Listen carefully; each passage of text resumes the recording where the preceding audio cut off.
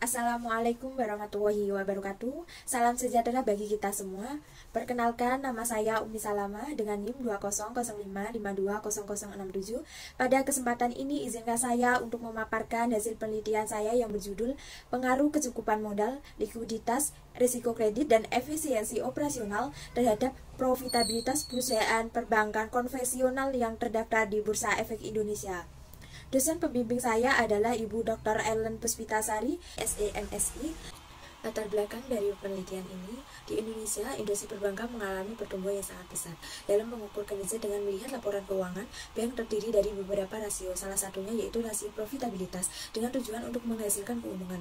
Berdasarkan tabel pergerakan rata-rata kinerja keuangan, LDR, NPL, BOPO, dan profitabilitas mengalami fluktuasi. Melalui perhitungan ROA, pada tahun 2019 hingga 2022 menunjukkan fluktuasi dengan lonjakan signifikan pada tahun 2020 dengan rata-rata 0,032 dan tahun 2022 dengan rata-rata 0,033. Ini menunjukkan bahwa rata-rata ruang mengalami fluktuasi karena perubahan aset untuk menghasilkan keuntungan. Rasio ROE, CAR, NPL, dan BOPO sebanding dengan rata-rata ROA. Namun, rasio LDR mengalami fluktuasi yang tidak sejalan dengan rasio lain. Tujuan dari penelitian ini untuk mengetahui pengaruh kecukupan modal, likuiditas, risiko kredit, dan efisiensi operasional terhadap profitabilitas pada perusahaan perbankan yang terdaftar di Bursa Efek Indonesia tahun 2019 hingga 2022. Adapun tinjauan pustaka dalam penelitian ini ada return on asset, return on equity, permodalan, likuiditas, risiko kredit, dan efisiensi operasional. Selanjutnya yaitu metode penelitian, jenis dan sumber data. Penelitian ini kuantitatif dan jenis penelitian ini adalah penelitian deskriptif dengan menggunakan rasio keuangan dan menggunakan data sekunder.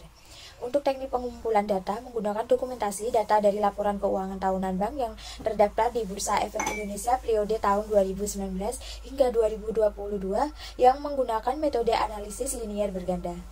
Untuk teknik pengambilan sampel, menggunakan purpose sampling dengan populasi 108 perusahaan perbankan konvensional dan sampelnya 27 perusahaan perbankan berdasarkan kriterianya. Selanjutnya, hasil penelitian dari tabel tersebut bahwa CAR berpengaruh negatif signifikan terhadap profitabilitas ROA. Di sini dapat dilihat nilai signifikan yaitu 0,012 lebih kecil dibandingkan taraf signifikan 0,05. Untuk NPL, nilai signifikan 0,00 lebih kecil di bawah signifikan 0,05. Hal ini menunjukkan bahwa NPL berpengaruh negatif signifikan terhadap ROA.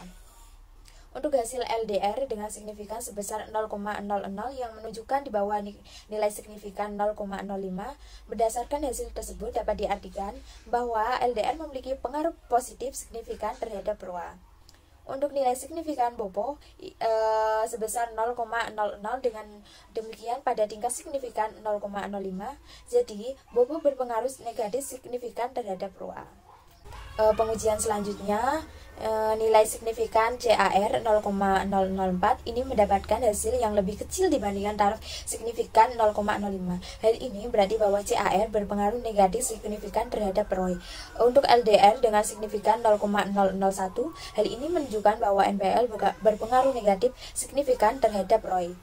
Selanjutnya LDR dengan nilai signifikan sebesar 0,000 yang menunjukkan di bawah nilai signifikan 0,05. Berdasarkan hasil tersebut dapat diartikan bahwa LDR memiliki pengaruh positif signifikan terhadap ROE.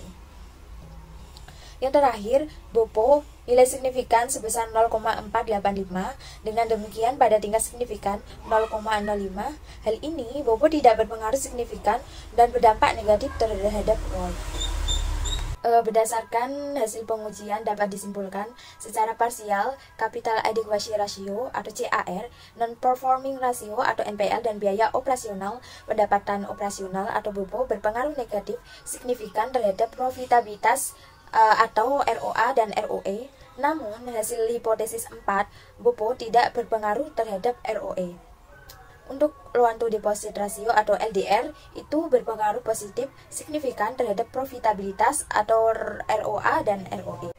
Dalam penelitian ini terdapat beberapa keterbatasan yang muncul selama tahap penyusunan, yang meliputi yang pertama terdapat outlier karena data tidak normal sehingga mengurangi jumlah sampel yang ada pada penelitian.